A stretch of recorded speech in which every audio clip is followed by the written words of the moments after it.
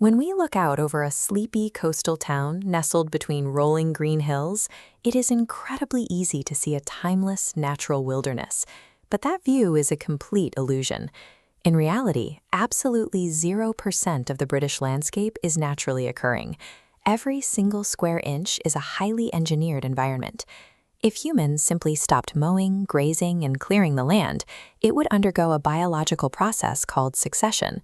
Succession is the natural sequence where open land rapidly and aggressively reverts back to the dense, impenetrable thicket of wild wood that covered the islands after the last ice age. The British landscape is an architectural blueprint, an ancient manuscript meticulously overwritten by human hands for over 5 millennia. The tranquil beauty we see today is the result of a continuous human terraforming project hiding in plain sight. Take the open, sweeping ridges of the countryside. They did not grow that way. They were achieved by force, a massive deforestation effort starting around 3000 BC. As Neolithic farmers needed fuel and pasture, they took primitive tools to the original wild wood and systematically stripped it away, laying the bare foundational bones of counties like Devon and Dorset. Those sweeping, open spaces, like the massive earthworks of Iron Age hill forts, only survive in their current form because humans have actively beaten back the forest for over 2,000 years. As we cleared the land, we also imported new animals to fill it.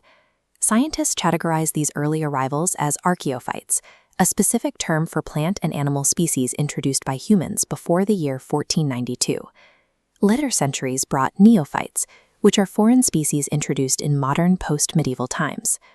Many animals we think of as quintessentially British are actually successful biological invaders. The pheasant, for example, was shipped over by the Romans for sport and food and is now deeply embedded in the local ecosystem. Victorians released the gray squirrel, an invader that went on to decimate native red squirrel populations and damage surviving woodlands by stripping tree bark. Our early ancestors wiped out the original forests, and in the process, they re-engineered the biological hierarchy of the entire ecosystem.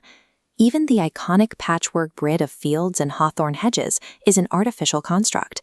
It is the direct result of 5,200 strict Parliamentary Acts of Enclosure. This historical estate map illustrates the sheer scale of the shift. Between 1605 and 1914, the government remapped the open land, forcing it into rigid, privately owned holdings. This legal mandate effectively ended the medieval system of open field farming.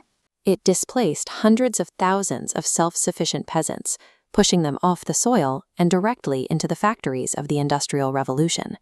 As the land was enclosed, the agricultural revolution mechanized the dirt itself. In 1701, Jethro Tull introduced the horse-drawn mechanical seed drill, bringing a factory-level efficiency that changed the chemical texture of the soil. The 20th century inflicted an even deeper trauma. During the Second World War, the Dig for Victory campaign sacrificed millions of acres of ancient, untouched heathlands to the blade of the plow, just to survive the U-boat blockades.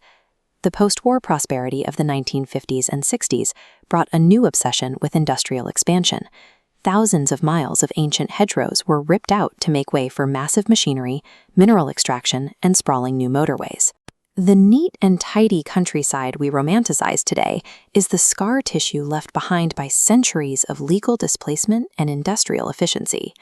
We often look at designated nature reserves as ancient, untouched sanctuaries, but the very concept of a nature reserve only emerged after 1959. They were established as frantic emergency wards to protect the tiny fragments of habitat that survived the mid-century industrial devastation. This creates a startling paradox.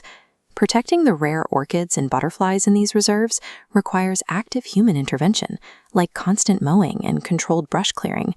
If we listen to the impulse to step back and let nature take its course, these specialized 5,000-year-old habitats would be swallowed by scrub, and the wildlife relying on them would go extinct. Now, the shifting seasons and rising temperatures of climate change are introducing new environmental pressures, meaning this highly engineered landscape will continue to rapidly evolve. Because the green and pleasant land is entirely our invention, we cannot afford to be passive observers. We must take active, intentional ownership of designing its future.